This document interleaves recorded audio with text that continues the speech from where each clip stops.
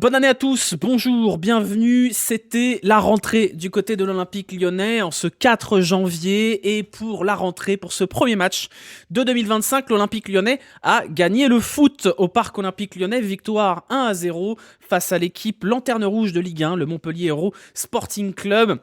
Un match qui a été beaucoup plus compliqué que prévu, puisque l'Olympique Lyonnais a été tout bonnement affreux, tout nul, catastrophique, tout au long de la rencontre, et n'a dû son salut qu'à une quantité de chattes absolument extraordinaire. D'abord, dans un premier temps, sur un but refusé de Jordan Ferry, sur une belle frappe, on avait déjà coché le but de l'ancien Lyonnais, annulé pour une faute sur Malik Fofana. Alors oui, il y avait faute, bon, ça n'empêche pas que le classement de la défense était catastrophique. Ensuite, par un raté absolument monumental de Khalil Fayad, tout seul face au but qui rate le cadre, une sorte de Raheem Sterling 2020. On n'a pas compris comment c'était possible qu'il n'y ait pas but sur cette action-là. Et à la 92e minute, sur un ballon presque anodin, Alexandre Lacazette qui se dépatouille tout seul d'un défenseur, envoie le ballon dans les 5,50 m du gardien, et alors là, cafouillage total, contre son camp de Fayad une nouvelle fois, qui offre la victoire et les 3 points à l'Olympique Lyonnais. Une opération monumentale au classement, puisqu'au moment où je vous parle, l'OL est à 2 points de la deuxième place, et 4e ex-aequo avec Lille, 5e à la différence de but. C'est un miracle ce match, tant l'OL a été catastrophique tout du long de cette rencontre, et ce ne sont pas les entrants qui ont changé quoi que ce soit. On va débriefer ce match en commençant par le début. L'OL sortait de 2 matchs laborieux en fin d'année, avec une défaite cinglante contre le Paris Saint-Germain, où pas grand-chose à dire. Un match plutôt raté contre Aulnois en Coupe de France, où l'OL a assuré l'essentiel, c'est-à-dire la qualification. Et 2 semaines de trêve, où on annonçait un mercato un petit peu houleux, pas mal de rumeurs qui traînent, pour l'instant rien de très concret si ce n'est l'annoncé venue de Thiago Almada, mais pas encore officialisé. L'OL qui se présentait donc contre Montpellier, Lanterne Rouge de Ligue 1, club en extrême difficulté sportive, financière, institutionnelle, tout ce que vous voulez. Le match normalement aurait dû être une formalité, et ça n'a pas du tout été le cas. Pour cette rentrée, Pierre Sage avait choisi le 4-2-3-1 avec 2 choix forts. Le premier, sans le vouloir, c'est forcé, c'était l'absence de Corentin Tolisso. Corentin Tolisso qui était sorti blessé contre Aulnois et qui n'était pas totalement prêt à débuter la rencontre. Et l'autre choix très fort, qui est un choix que Hugo Guillemette a annoncé être un choix sportif, donc une sanction, plus ou moins, c'était l'absence de Ryan Cherki dans le 11 de départ au profit de Saïd Benrahma. Un 4-2-3-1, donc, avec une défense où également Niakate était absent, mais Tagliafico, et ça a été un désastre, en tout et pour tout. Un match absolument calamiteux de l'OL en long et en large. À la mi-temps, l'OL n'avait même pas cadré de tir. À la fin du match, il y a 2 tirs cadrés. C'était un match vraiment pas bon de la part de l'Olympique Lyonnais ce soir. Un match qui aurait peut-être même dû être remporté par le MHSC, qui s'est procuré les meilleures occasions et qui a été bien meilleur que sa première partie de saison ne le laissait penser. Un match qui a été gagné par l'OL à l'arraché, comme le match contre Toulouse en milieu de saison plutôt, où on gardera le bilan comptable, qui est que l'OL est dans la course pour le top 4, mais attention, il va falloir faire beaucoup mieux que ça. Qu'est-ce qu'on peut dire sur ce match? Déjà, c'est qu'il a très mal commencé. Dès la 2e minute, on a une saucisse de Ainsley Maitland-Niles sur le côté droit de la défense, une première parmi d'autres, puisque Maitland-Niles a probablement été le pire joueur de cette rencontre, qui donne une frappe monumentale de Jordan Ferry qui vient s'écraser sur l'équerre. Autant vous dire qu'on a failli commencer 2025 avec le combo banger de loin, plus ancien Lyonnais qui marque. Jordan Ferry qui a fait un match absolument monstrueux d'ailleurs. Ensuite, on a eu Lucas Perry qui a dû s'employer 2 ou 3 fois pour éviter que l'OL ne concède le but. Le tout sur une pelouse absolument dégueulasse. On a vraiment une première mi-temps où ceux qui ne sont pas allés au stade parce qu'il faisait froid se sont gargarisés de ne pas y avoir été, clairement. La deuxième période, pas de changement. On attend la 65e minute pour avoir du changement avec un triple. Changement avec la sortie de Maitland-Niles, la sortie de Benrahma et la sortie de Nuama, l'entrée des tauliers, puisque Niakate, Tolisso et Cherki sont entrés. Ça n'a pas changé grand-chose de manière générale.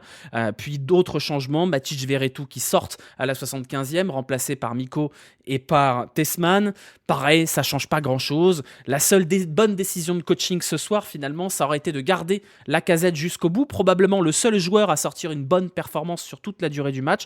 Complètement abandonné en première période. Il s'est battu pendant toute la rencontre, Lacazette. Il est allé chercher les ballons partout et c'est lui qui déclenche ce but contre son camp de Montpellier à la 91e. Donc force est de constater que cette fois, le choix de laisser Lacazette jusqu'au bout a été payant. Oui, effectivement, Lucas Perry aussi, évidemment. Lucas Perry, très gros match, 0 but encaissé, malgré, je sais pas, j'ai même pas les stats du match, mais je crois qu'il a dû concéder bien 12 tirs, quelque chose comme ça. Je vais les regarder, mais les stats, 16 tirs concédés par l'Olympique Lyonnais. 16 tirs. Vous vous rendez compte de concéder 16 tirs contre la Lanterne Rouge? On va quand même replacer un petit peu les ambitions de l'OL. Je vous rappelle que l'Olympique Lyonnais vise le top 4. L'OL vise une qualification en Ligue des Champions, c'est-à-dire l'OL doit être meilleur que Lille, meilleur que Lens, meilleur que Marseille, meilleur que Nice, meilleur que Rennes. Bon, ça, c'est pas très dur. Ça va être très dur. La marge de manœuvre, elle n'existe pas. L'OL a 2 points de retard sur la 2e et la 3e place. L'OL n'a pas droit à l'erreur. Là, c'est un sursis, on va appeler ça un sursis, de réussir à gagner ce match-là. Mais les échéances, elles arrivent vite. On va jouer contre Brest, qui pour l'instant ne va pas très bien en Ligue 1, mais c'est un autre niveau que Montpellier en convalescence. Donc il va falloir faire beaucoup mieux. Qu'est-ce qu'on a eu dans cette rencontre? Individuellement, rien. Aucun joueur, à part Lacazette et Perry, donc des deux côtés du terrain, on a eu un marasme collectif absolument terrible, une attitude indigne de la part des joueurs dont on avait le sentiment qu'ils n'avaient pas envie d'être là. Et je vais commencer par Maitland-Niles, parce qu'on l'a beaucoup saucé, Maitland-Niles. C'est un joueur que moi j'aime beaucoup, dont j'aime la polyvalence et l'intelligence. Ce soir, il est en dessous de tout Ainsley Maitland-Niles. Que ce soit dans le placement, dans l'implication ou dans la nonchalance, c'est lui qui peut coûter le match tout seul ce soir. Et c'est pas normal. C'est pas normal qu'un joueur de la qualité de Maitland-Niles est normalement un joueur qu'on voit partout sur le terrain. Ce soir, l'impression qu'il revenait des fêtes et qu'on n'aurait pas été surpris de le voir sur les photos du 31 décembre à Manchester ou dans le public des World Darts Championship avant-hier. Route des 20 styles. Ouais. La défense centrale, on a eu un Mata d'habitude très fiable qui n'était pas été bon. Abner de l'autre côté, c'était très très très très moyen. Un Jordan Verretou, on va en parler un peu plus tard, mais on peut plus. Franchement, on va en parler après. Et une ligne d'attaque très décevante avec un Benrahma qui a souvent été trouvé en première période, mais qui a tout raté, même si dans l'implication c'était pas si mal. Nuama stéréotypé, Fofana trop timide. Bref, il n'y a rien qui allait. Et j'ai pas l'explication. J'ai pas l'explication de pourquoi cette équipe a sombré collectivement dans un dispositif pourtant assez classique, avec des joueurs qui sont pas non plus une équipe bis. On peut pas tolérer le fait que l'absence conjuguée de Tolisso et Cherki coûte aussi cher à cette équipe. C'est pas possible. On voit que Cherki, c'est pas non plus un miracle. Ce soir, il rentre, il est pas bon, on va en parler après. Il fait une mauvaise entrée, Cherki, et je pense que ça accrédite la thèse de la sanction parce qu'on voit qu'il a fait le Cherki pas bien, le Cherki qui râle, le Cherki qui dribble trop, le Cherki qui est imprécis. Donc peut-être que ça se joue à l'entraînement aussi. Donc voilà. Pour moi, c'est une alerte. Parce que c'est le 3e match d'affilée qui est raté par l'OL. Ça fait 3 matchs où l'OL s'en sort soit bien, soit rate complètement son match. Contre le PSG, on peut dire c'est le PSG, ils sont largement supérieurs, mais l'OL devrait être capable de montrer mieux contre un Paris Saint-Germain qui n'est pas non plus le plus grand Paris Saint-Germain de l'histoire. Contre Aulnois, une équipe de 4e division, l'OL a été insuffisant.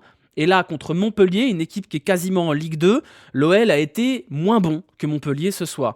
Donc ça fait 3 matchs d'affilée qui puent la merde, tout simplement. Et il va falloir tirer la sonnette d'alarme puisque le mercato arrive, il est là déjà. On va perdre des joueurs, on le sait. Et il va falloir qu'on trouve la solution pour redevenir l'équipe qui a permis d'accrocher ce top 4 en fin d'année civile dernière. Parce que là, voilà, ne pas se leurrer à penser que Aulnois, c'est un match qui compte pas parce que c'était la Coupe de France, ne pas penser que le match contre le Paris Saint-Germain, faut l'oublier parce que c'est le Paris Saint-Germain, ça fait 3 matchs pourris quand même. Donc voilà, peut-être, effectivement, comme tu me le dis, Ragnarol, sur le chat, peut-être que c'est les mercatos qui foutent le bordel dans la tête des Lyonnais. Alors ça, c'est pas nouveau, mais à un moment donné, le mercato, il existe pour toutes les équipes. Oui, la situation institutionnelle de l'Olympique Lyonnais n'aide pas à la stabilité. On ne sait pas aujourd'hui si l'OL va réussir à recruter Almada, Luis Enrique, parce que leur recrutement il est soumis à l'acceptation de la DNCG, et peut-être que la DNCG elle aime pas trop les magouilles. On ne sait pas si Cherki, Fofana, Benrahma, tous les autres seront encore lyonnais d'ici la fin du mercato, mais à un moment donné, on peut pas se permettre, en visant le top 4, d'abandonner le mois d'août et d'abandonner le mois de janvier. Ça marche pas comme ça, le football. Donc cette équipe, elle doit être capable de tourner même avec le mercato. Hein, c'est un problème quand même. Tu sais déjà que Cherki bougera pas. Mais on sait pas. Le problème de cette équipe au mercato, c'est que ça fait plusieurs mercatos de suite qu'on sait que tout le monde est à vendre. Personne aujourd'hui ne peut vous garantir à 100% que Cherki sera lyonnais à la fin du mercato. Même Cherki, il peut pas vous le garantir lui-même. On ne sait pas. Si l'OL ne réussit pas à vendre d'ici la fin du mercato suffisamment, Cherki ne sera pas lyonnais à la fin du mercato. C'est très probablement comme ça que ça va se passer. Oui, ça part sur des bonnes bases. Orban a été vendu. On n'a pas eu le temps de faire le point mercato. Mais Orban a été vendu à Hoffenheim pour une somme rondelette. On nous annonce que Nuama pourrait partir. On nous dit qu'il y a des sollicitations pour Cacré, même si visiblement c'est pas vrai. Ça commence pas trop mal. Je suis inquiet. Moi, je vais vous le dire. Je suis inquiet quand je vois le match que l'OL a produit ce soir, le match que l'OL a produit à Aulnois et le match que l'OL a produit au Paris Saint-Germain. On ne peut pas tolérer de foutre 4 ou 5 matchs à la poubelle parce qu'on est en période de mercato. Voilà, Jeffinho vendu, oui, effectivement. Oui, je suis inquiet. Je sais que ça vous fait rire quand je dis inquiet, mais c'est pas grave. Au-delà de ça, on a loué les capacités de Pierre Sage pour gérer un effectif pléthorique. Et encore une fois, bravo à lui pour ça. Il y a des joueurs là-dedans, je sais pas trop à quoi ils servent. Et je vais commencer par Abner. Abner, il a été recruté pour 8 millions d'euros. 8 millions d'euros, c'est le prix d'un titulaire, normalement. Abner, depuis le début de la saison, c'est au mieux moyen. Et donc moi, quand je vois l'OL qui est un club avec des moyens limités, j'aimerais savoir, vous dans le chat, vous sur YouTube, est-ce que vous voyez une plus-value à Abner par rapport à Enrique ? Enrique, il coûtait rien. Il avait coûté 0, son salaire il était microscopique, il était grave chaud de continuer à l'OL, il jouait 5 matchs par saison, 10 matchs par saison. Là on se retrouve avec Abner, oui super, il est sélectionné en sélection nationale, on comprend pas trop comment, mais je trouve ça terriblement moyen. Et je ne comprends pas du coup la plus-value d'avoir Abner qui est extra-communautaire comme Enrique et qui n'a pas l'étoffe d'un titulaire. Ce soir on parle de l'absence de Tolisso et de Cherki, mais moi je voudrais qu'on signale une autre absence, c'est celle de Tagliafico. Tagliafico, quand il est sur le terrain, il donne le là à l'intensité que mettent les autres joueurs. Et je suis également inquiet par rapport à ça, ce qui est que Nicolas Tagliafico est en fin de contrat, Abner n'a pas l'étoffe d'un titulaire, que va-t-il se passer l'an prochain ? Est-ce que ce serait peut-être pas plus mal de prolonger un petit peu Nicolas Tagliafico vite fait ? Ou est-ce que comme il coûte trop cher en salaire, on n'a pas trop le choix ? En tout cas, 8 millions pour Abner et un salaire qui doit être bien supérieur à celui d'Enrique, pour moi c'est une belle saucisse. Très belle saucisse. Quoi d'autre ? Je voulais également qu'on parle de la pelouse. C'est pas très important. Mais on est au Groupama Stadium, un des plus gros stades de France. On n'a pas joué au Groupama Stadium depuis mi-décembre. C'est pas possible d'avoir une pelouse aussi pourrie. Alors oui, il fait que pleuvoir, il fait froid à Lyon, mais à un moment donné, c'est pas normal. La pelouse est dégueulasse, on se croirait en Coupe de France. Forcément, ça aide pas pour jouer au foot. Alors peut-être que ça nous a bénéficié ce soir, parce que peut-être que la pelouse, elle aide pas Fayad à mettre le ballon au fond, et qu'elle aide au contre son camp qui donne la victoire à l'OL, mais c'est pas normal d'avoir une pelouse aussi pourrie, hein, vraiment. Parle pas de saucisse, je me suis retenu de claquer des Thunders au stade, j'ai trop faim. Courage à toi. Il y a qui en arrière gauche à Botafogo ? Marsal. c'est pas une blague. Qu'est-ce que je voulais noter aussi ? Ouais, au rayon des joueurs dont la plus-value me semble pas évidente, on a un joueur qui est arrivé en toute fin de mercato, même après, c'est Jordan Verretou. Jordan Verretou, il nous a été annoncé comme étant potentiellement le meilleur milieu de terrain à l'OL. Bon, c'était avant la résurrection de Tolisso. Jordan Verretou, 4 millions d'euros, 31 ans. Je comprends pas vraiment la plus-value. Voilà, je vous le dis, j'ai du mal avec Jordan Verretou. J'ai l'impression qu'on a, à quelques rares exceptions lors de la première partie de saison, à faire un yaourt nature au goût de rien, garanti sans saveur. C'est quand même un joueur qui a un salaire conséquent, qui est censé avoir un statut de leader. C'est pas normal, encore une fois, que l'OL soit pendu à la santé, toujours fragile, de Corentin Tolisso. C'est pas normal. C'est pas normal qu'un Jordan Verretou puisse pas tenir la baraque au milieu de terrain. Ce soir, notamment en première période, c'est un no man's land le milieu de terrain. Moi, je suis prêt à pardonner à Nemanja Matic de ne pas avoir l'intensité de ses 25 ans.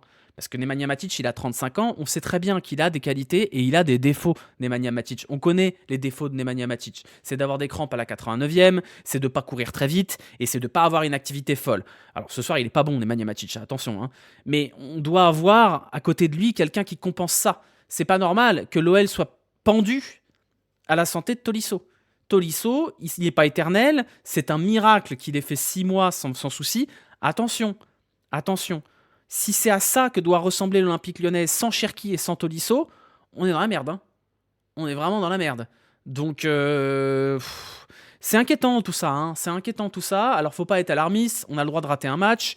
Mais rater un match à domicile, après 2 semaines de repos contre la Lanterne Rouge, alors que t'as pas vraiment beaucoup d'absents non plus, ouais. Voilà, je suis pas hyper rassuré par ça. Premier tir cadré de l'OL arrive à la 77e quand même, à domicile. À domicile, quoi. Contre la Lanterne Rouge. C'est compliqué, hein. Donc, c'est une alerte, ce match-là. Faut que ça gueule. Je suis curieux, j'ai pas pu voir évidemment la conférence de presse de Pierre Sage, mais j'espère qu'on aura une vraie remise en question avant d'aller jouer le match contre Brest, puis le match contre Bourgoin-Jallieu. C'est après, oui. C'est Brest-Bourgoin. Non, attendez. C'est Brest-Toulouse-Bourgoin, quelque chose comme ça. Ça fait 3 matchs ratés depuis PSG. Ouais. J'ai le même sentiment qu'après Toulouse. Ouais, si on reprend l'historique, quand l'OL gagne contre Toulouse, à Toulouse, c'est vraiment un match affreux. Hein. C'est un match qui est gagné à l'arraché complet. Et après, ça va mieux. Ça a servi, ce match contre Toulouse, quand même, de remise en question.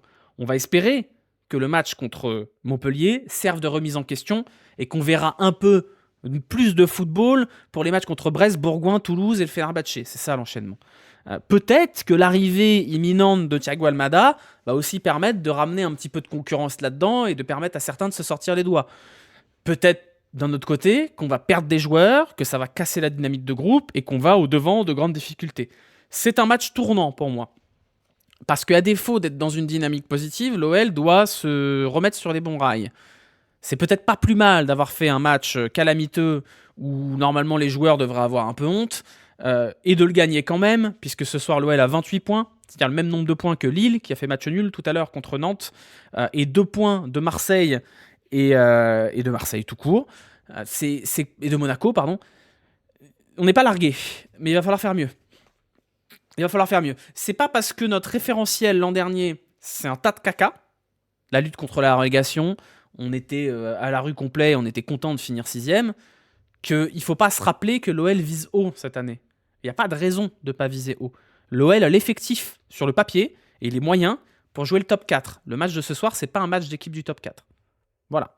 Le seul point positif de ce soir, c'est les 3 points. On va s'en satisfaire, mais il n'y a pas grand-chose d'autre à garder que ça. Hein. Vraiment pas grand-chose d'autre. Pierre Sage a dit, on doit arrêter les excuses, on ne peut pas avoir d'ambition avec ce niveau de jeu. Alors, je vais vous le redire, mais vous le savez, quelle bénédiction quand même d'avoir un coach qui, quand tu ponds un match pourri comme ça, il va en conférence de presse et il te dit « Oui, c'était un match pourri ». Rappelez-vous le passé, là, les coachs qui arrivent « Oui, bah, on a gagné, les 3 points, c'est le plus important ». Non, Pierre Sage, au moins, il a la décence de ne pas prendre les gens pour des cons. Et quand il pond un bon gros stinker comme ça, il va en conférence de presse et il fait « Oui, c'est vrai, on a été dégueulasse ». Voilà, donc le gaslighting est fini. Ouais, exactement, c'est ça. Donc voilà. Les perspectives de l'OL, de toute façon, c'est toujours les mêmes. Hein. Si on fait un petit point sur la situation financière, rien n'a bougé du côté de l'Olympique Lyonnais. On avait dit, après la fameuse conférence de presse de Textor, que les réponses, on les aurait aux alentours de fin janvier, début février. L'OL est toujours suspendu aux 4 hypothèses qui sont la vente de joueurs de Botafogo. Pour l'instant, il n'y a pas grand-chose, mais on sait que normalement, Luis Enrique devrait être vendu d'une manière ou d'une autre. On sait que du côté de Crystal Palace, il y a normalement des offres de la part de certains conglomérats pour John Textor et que ça devrait alimenter les comptes de l'OL. On sait que le mercato de l'OL est important et le numéro 4, c'est la mise sur le marché américain de Eagle Football Group. Et ça, on sait que ça avance tranquillou, on nous a annoncé des gros investisseurs, etc., mais on n'aura pas la réponse avant février. Donc, rien n'a bougé aujourd'hui. Si aujourd'hui l'OL allait devant la DNCG, les sanctions seraient maintenues. On n'a pas aujourd'hui de garantie sur les finances de l'OL, pas plus qu'avant. Donc, on est toujours dans l'attente, que cette mise sur le marché américain se mette en place, que les joueurs de Botafogo soient vendus, que la vente de Crystal Palace soit actée, et que le mercato lyonnais se mette en route. En attendant, ça n'a toujours pas bougé. C'est quand le prochain rendez-vous ? C'est en juin. Hein. C'est pas tout de suite. Voilà, Cherki l'Atalanta, j'ai vu une rumeur. Alors, comme d'habitude, sur le mercato, les rumeurs mercato ne sont jamais fiables, sauf une source, vous la connaissez, sinon c'est toujours du bullshit. Donc Cherki Atalanta, aujourd'hui, je n'y crois absolument pas. comme les rumeurs de Galatasaray, Mikotadze. Oui, c'était vrai, Galatasaray a fait une approche. Voilà, oui, ça c'est vrai. Tout le reste, c'est du bullshit. Voilà. L'OL vendra pas Mikotadze. Vous vous doutez bien que, à moins qu'il y ait une offre de 30 patates qui arrive, l'OL ne vendra pas Mikotadze. Si tu vends Mikotadze, cet été, tu dois trouver un attaquant. Voilà, oubliez. Oubliez. Les sources fiables, c'est Olympique Lyonnais et Hugo Guimet. C'est tout. Le reste, ça peut arriver qu'ils donnent l'heure 2 fois par jour, correctement. Sinon, c'est n'importe quoi. Voilà. Cacré à Tottenham, c'est un fantasme. C'est des histoires d'agents. Galatasaray et Mikotadze, c'est des histoires d'agents, des histoires de magouilles et compagnie. On oublie, on n'en parle pas, on passe à autre chose. Voilà. Et on vient de vendre Orban. Voilà, donc je ne pense pas que l'OL vendra Mikotadze. Ça me semble totalement absurde avec un Lacazette qui s'en va et potentiellement une interdiction de recruter cet été. Ça me semble absurde. Cacré Crystal Palace, ça m'étonnerait très fortement également. Voilà, bref, on a terminé. Qu'est-ce que je voulais vous dire? Oui, quand même, notez Lucas Perry. Lucas Perry, il s'est fait chier dessus, à raison, sur certains matchs en fin d'année civile. C'est pas mal quand même, hein. C'est pas mal.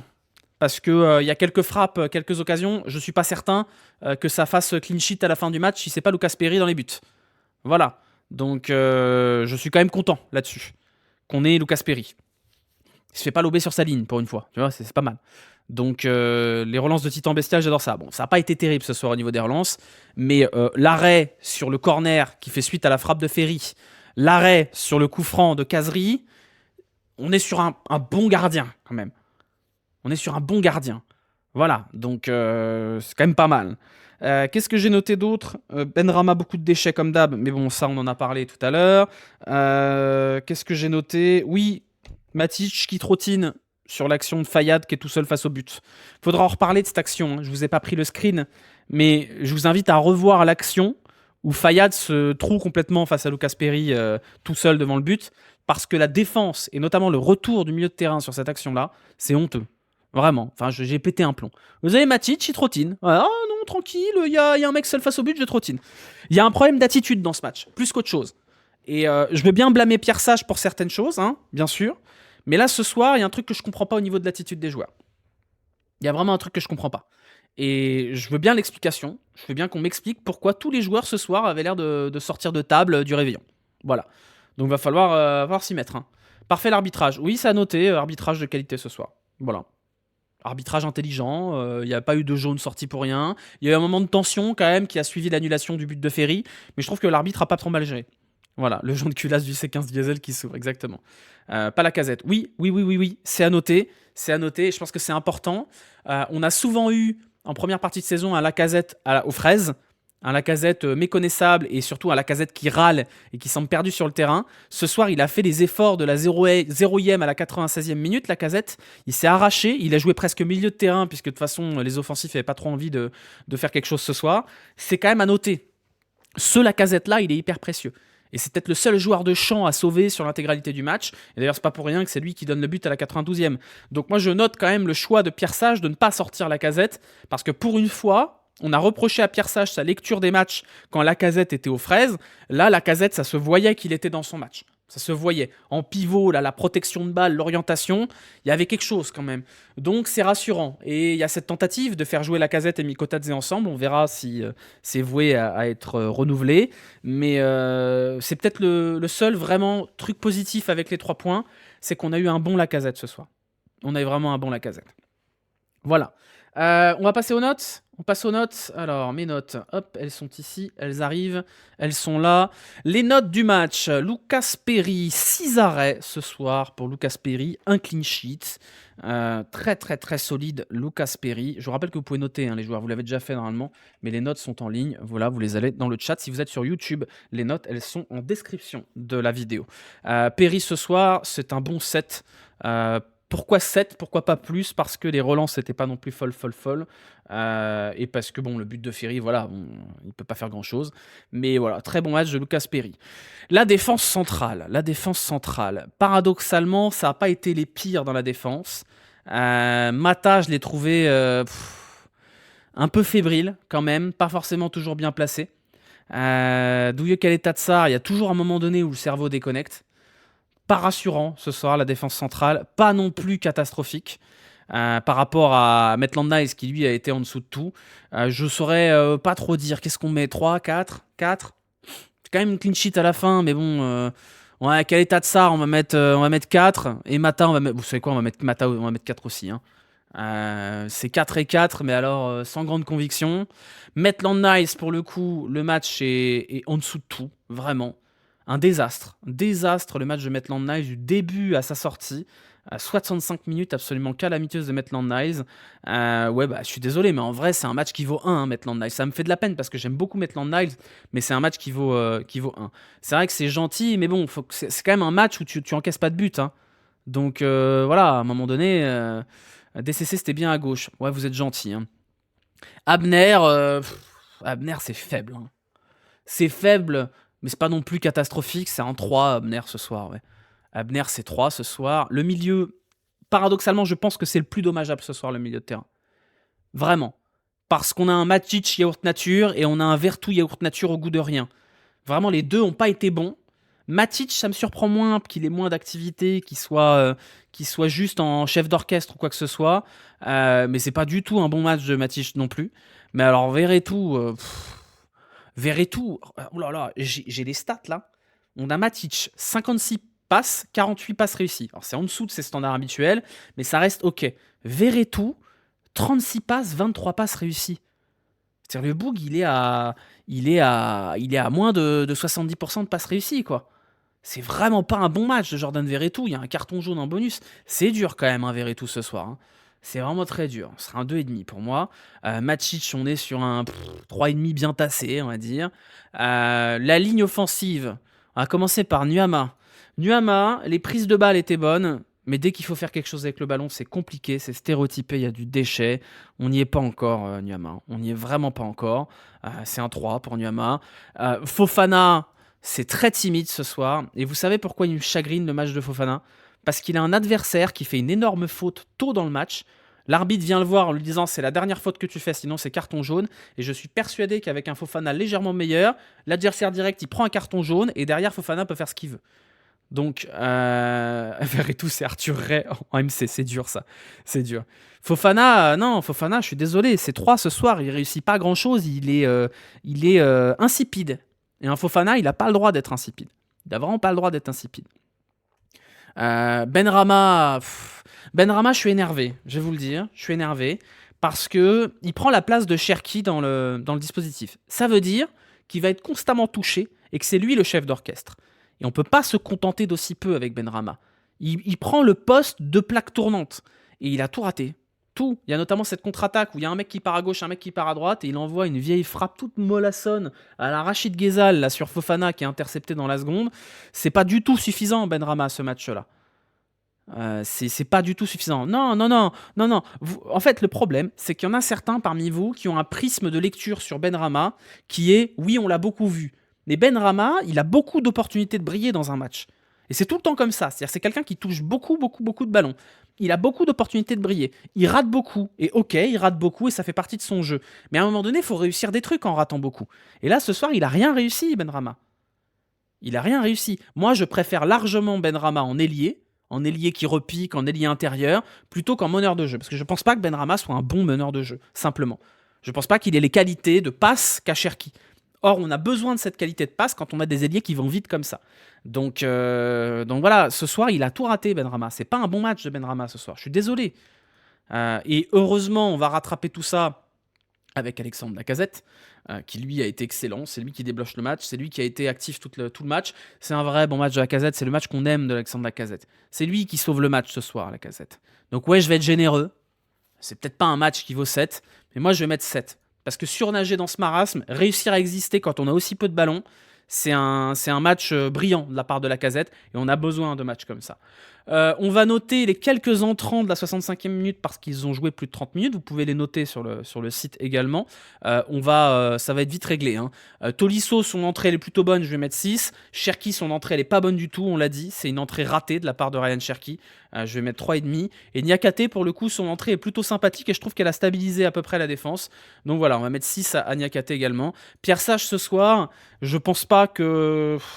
Quand toute l'équipe est mauvaise, qu'est-ce qu'on peut reprocher à Pierre Sage si ce n'est l'implication de ses joueurs, quoi. Donc encore une fois, c'est de sa faute, hein, c'est à lui de mobiliser ses joueurs. C'est pas un bon match, on va mettre 4 pour Pierre Sage, mais on peut difficilement mettre plus, hein, de manière générale.